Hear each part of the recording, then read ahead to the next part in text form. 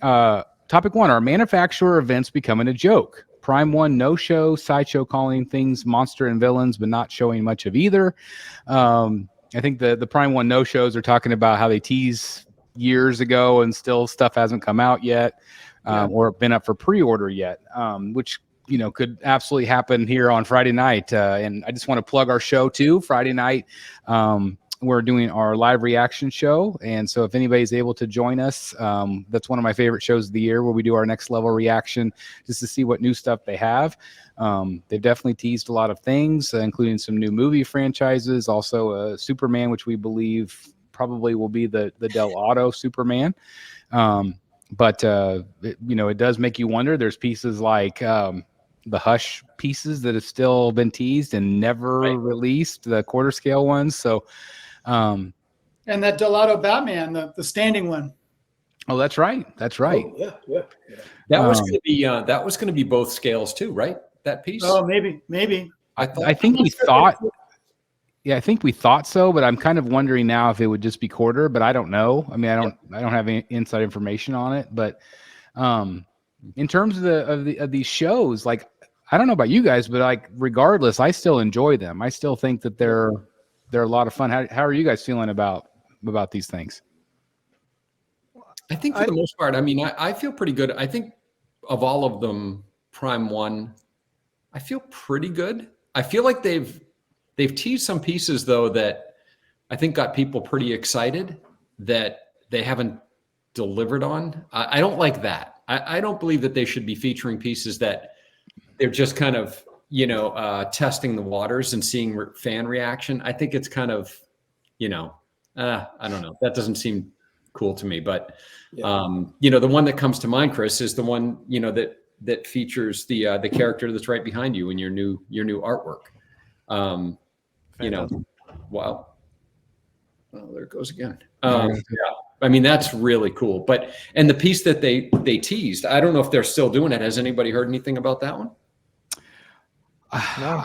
I haven't heard a thing, and that would be a piece that, I mean, that's one of the reasons why I bought this piece of art, is because I love it. It really spoke to me. And again, you guys know I was toiling over it for like a month, of whether to spend the money on it, and it was still probably really stupid. But I really liked the idea of having this really cool quarter scale Phantasm, and I really enjoyed the book. I finally had a chance to read it, and again, it is shocking. I know, in having some conversations with Prime 1, I feel like their higher ups do not have a lot of confidence in DC. I do, however, think that if DC starts to have a resurgence, especially some success at the box office, I think that companies like Prime 1 will be more willing to start up again, start fully bringing us these pieces. But again, I've heard radio silence on the Hush pieces. I've heard radio silence on the Phantasm and the Catwoman and Batman Diehl. I think she would sell very well. Yeah. I would love her to be. I would love her to be third scale. I've whenever we talk about what drives excitement in our hobby, I've kind of said for a long time, I think one of the key drivers is the movies, or are the movies, right? It's the box office, and just kind of driving that, raising the dial tone, if you will, of excitement in general around the characters that we love. And wow, they are just going tonight. I don't know. Do you guys see anything on the horizon? I know the new Deadpool movie comes to mind. Some excitement around that. Are there any others like on the near-term horizon that would cause that to change? Joker movie. I was going to say we'll probably see a million more Joaquin Phoenix Jokers. Yep. Which I don't know if anybody cares. Although maybe like some Lady Gaga statues, I could see where maybe some people might be interested in that version of Harley. Right. Because I think she will be popular. She has a really large fan base. And again, like if this Superman movie does well, but again, what is that, a year out at least? There's a big giant delay. There was an additional year delay on the Batman. So it was going to be 2025 and now it's going to be 2026, which really has me concerned about the direction of what they're doing with these films. but obviously, again, Colin Farrell, like Kate Beck says, maybe a Colin Farrell Penguin. Well, we But do have the show coming out on yeah, I was HBO. going to say that show's coming out. So I mean, there are some things that I think are coming. I think maybe on the Marvel side of things, obviously, like with the X-Men '97, I haven't watched that. Yeah. It's good. And so I can maybe see some excitement there with statues, maybe. Yeah, I would look more towards TV than film. There are things coming up. There's Daredevil Born Again. Yeah, that's true. There's another season of Peacemaker. There's rumors that we're going to see Homelander from The Boys on Friday night from Prime One. No. So there's TV stuff where there might not be movie stuff. Can I completely go off topic since we're talking about TV just for a second? So I watched 2 episodes of a show over the last couple nights, and I'm completely hooked. Fallout. It's I good. watched the whole thing. Yeah. I freaking love it. I love the art direction and all of it. All of it is so good. The kind of the mishmash between the 60s and the futuristic, tomorrow. And right. So have all of you guys watched it? I haven't seen it. Not yet. I heard it's good though. Yeah. You got to watch it. Watched it. He played the games. If you play the game, you might not like it as much. Yeah, maybe. I'm glad I haven't played the game then. I haven't touched the game, so I loved it. But some people who don't like the changes. Is that the one with that Atkins guy that's rumored to play Batman? No. I think that's something else. No. That's Reacher. Oh, yeah. He's Reacher. Stanley said Fallout is a bit weird. It is, but it's like it's just so well done. Yeah. I'm not going to spoil anything, but there's one of the actors in episode 1 and 2 is the guy from Lost, which I love the show Lost. He was the creepy guy from Lost, the Dharma Project. It's so good. So you've watched all the episodes? Yeah, I finished it. It's really good.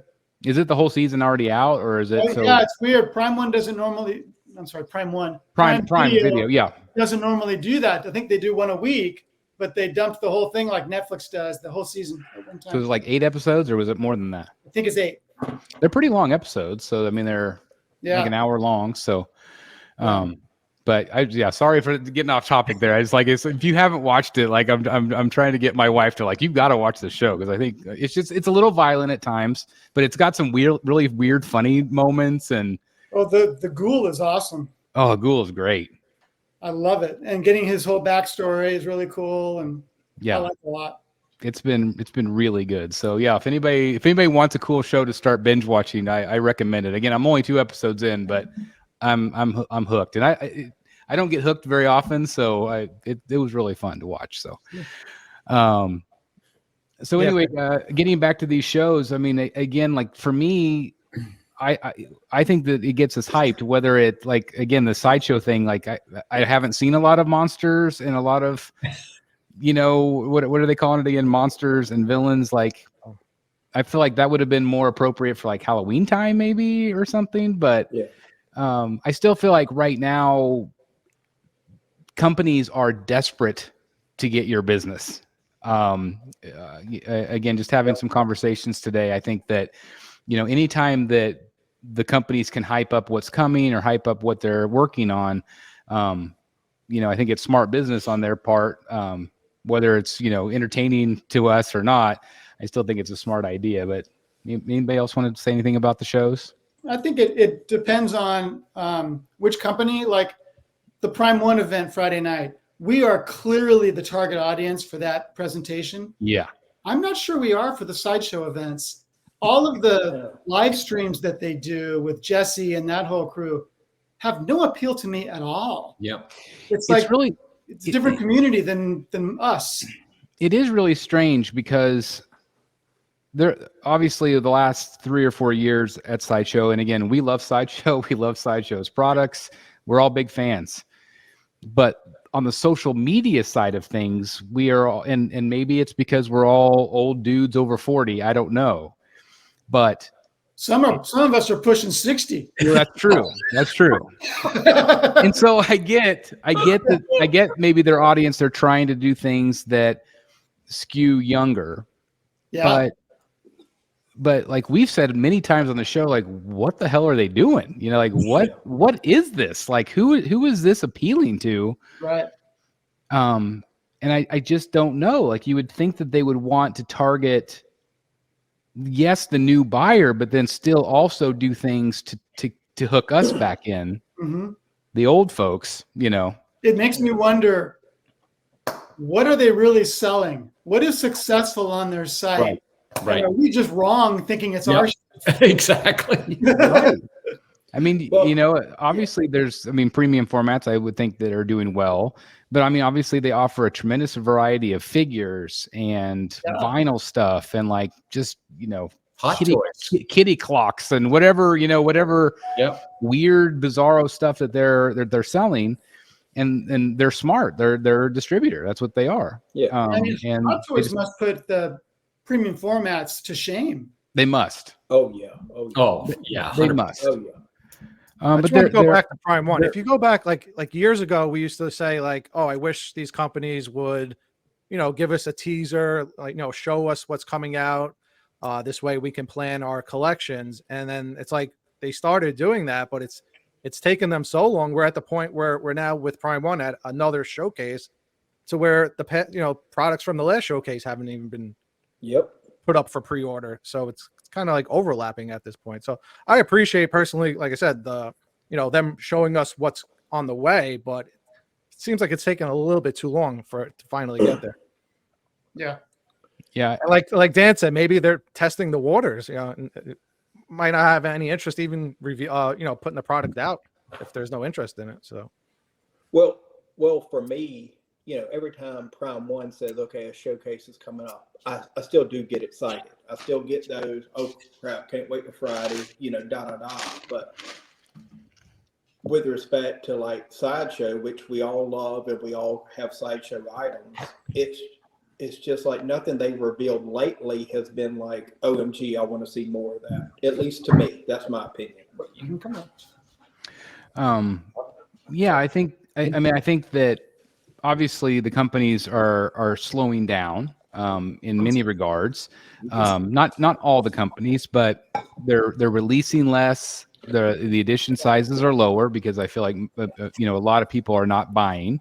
But again, maybe they're just not buying the stuff that we like. Maybe they are buying the Hot Toys and the vinyl and the stuff that's $100 or less. Yeah. And it's very understandable because again, times are tough. These things are luxury items. They're not necessities. And so it is what it is.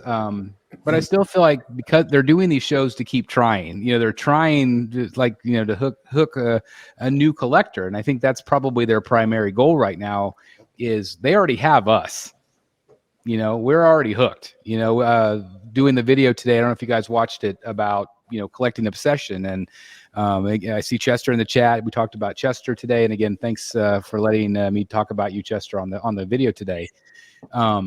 Because it is an interesting topic about how we are all hooked on this stuff. This is our kind of our gateway drug, and but maybe that's the point of all these other shows is even though we don't get it, they're just trying to get their hooks into somebody new, which goes back to like they're not at conventions anymore. Like that to me is where you would hook people, like seeing all these eyes on, you just went to WonderCon, Jeff. Like, how many people could have seen a booth like that and been wowed by it? Well, yeah, you know what? And there was a Sideshow panel at WonderCon, which you might have seen. I videotaped. Yeah, thank you for sharing that with us. Sure. And someone actually asked them that question, are you going to San Diego? And she explained that no, they're not.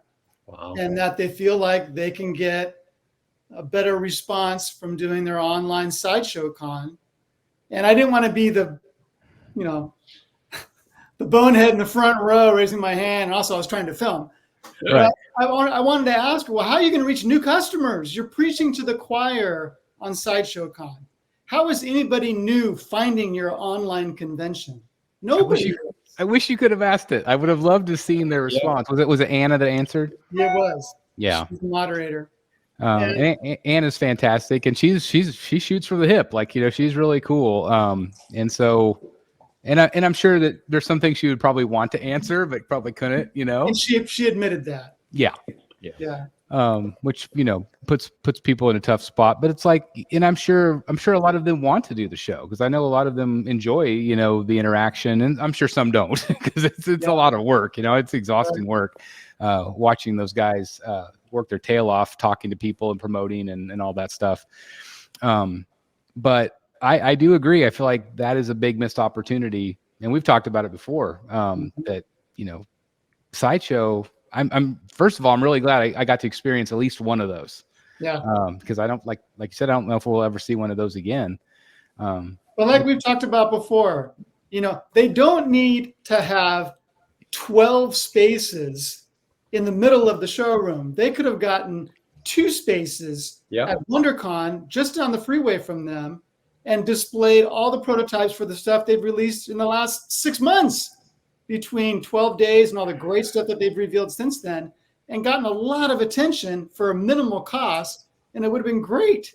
There were no statues at WonderCon from anybody. It was pathetic. Wow. Crazy. Jeff, could you associate Sideshow not being at SDCC and in New York in particular with change in leadership? Like, do you know, did they swap out any executives, like the person that runs marketing or sales, or? Not that I'm aware of.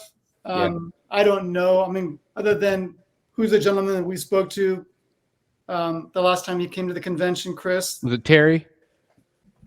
What? I think Terry. He's like the head creative art director. Yeah. Yeah. Other than him, I don't really know who's involved. Oh, there was that one guy who came out and said how great those white Star Wars characters was going to be. I think he's one of the owners too. Yeah. Never seen him, but he had to promote that thing that nobody cares about. Sure. Yeah. So no, I don't know, and I'm sure it's got to be all pandemic related and all that. But I really think they're blowing it. I really do too. Yeah. And again, Tweeterhead is too. What? Tweeterhead is too. Yeah. Yeah, and I know that it killed Chad last year not being there. I know that was, but I mean, he's part of that booth. So, if Sideshow's not there, then I'm sure that's probably tied into that somehow. But they're not doing Monster Palooza either. Wow. They should be at Monster Palooza. Wow. That's got to be a pretty cheap show to set up at. And Igo did that by himself. Chad doesn't even do that. So that was his own booth. Still doing conventions. What's that? PCS. They were doing the Chicago, I think. Yeah, they're going to do C2E2. C2E2, yep. And God bless PCS. Here's the thing about PCS. I feel like over the last year, people are starting to talk about them. It's like we're having conversations about PCS. They're surprising us with a lot of new franchises, a lot of new sculpts. Some of their sculpts might not be everybody's cup of tea, but again, I just had like that Super Shredder in here. It was freaking amazing. I loved it. And so I feel like they are creating a buzz, but they're also showing up at these conventions. Like they are putting, the boots to the ground. And Adams is, he's just fantastic. And the fact that they were at San Diego still, Iron Studios was still there. But yeah, they're going to be at C2E2 with the booth. And I think that's smart. I just think that is a great way for a lot of people. I think Chicago's what the 3rd or 4th biggest market of all the cons. I think you have San Diego, New York, MegaCon, and C2E2. I think those are probably the biggest in the country. And those are the 3 he's doing. What? Those are the 3 he's doing. Right, and that's smart, right? I mean, it's just to me, it's really smart because it gets new eyes on this stuff. Right. And it's just and I know that like I think part of it is in the old days, maybe like Sideshow and some of those companies, they did not have all of the extra YouTube advertising. I feel like that's what we do. Like it's the same with Disney. Like Disney used to have all this extra marketing, and they still do, but they rely on all these influencers to film the parks, to cover the new events. They bring out the influencers on day one to show off new rides or new festivals or things like that. And so maybe that companies like Sideshow, they don't feel like they need to do that anymore because we're already covering it. It's like that Collector Zone event. Look there, all the YouTube influencers are going out there to cover. They're sending out products, and they're going to get, free advertisement off of it. So Sure. they don't even need to set up a convention. Yeah. So I think that any promotion like that is fun, and it creates buzz in the community, whether it's, a local event or whether it's a big giant event, or an online event. I still feel like it's all fun and it's all good. But again, I feel like it really boils down to like, can they get the product out timely, and can they actually, like, I feel like if they're going to show it, they need to put it on pre-order pretty soon. Yeah. Yep. I agree. But I do feel like going back to Sideshow again, I feel like Sideshow has been doing a pretty good job of like teasing something, and then it goes up for pre-order pretty quick. Yeah. Yes anymore. and no. There are still, I think, 4 pieces from 12 Days of Sideshow that haven't even been revealed yet. We just had the card. What about Superman? Superman ever go up for pre-order? Nope. No, right? No. I wonder if they're tweaking that. Maybe. Do you think maybe because of the feedback? No, could be. Maybe. I don't know. That was Kucherick Brothers, wasn't it? I forgot. I can't remember. It might have been. I know people didn't love the face. Yeah, I didn't love the face. I didn't love the face. They need to tweet. They need to tweet that new Batman they got coming out.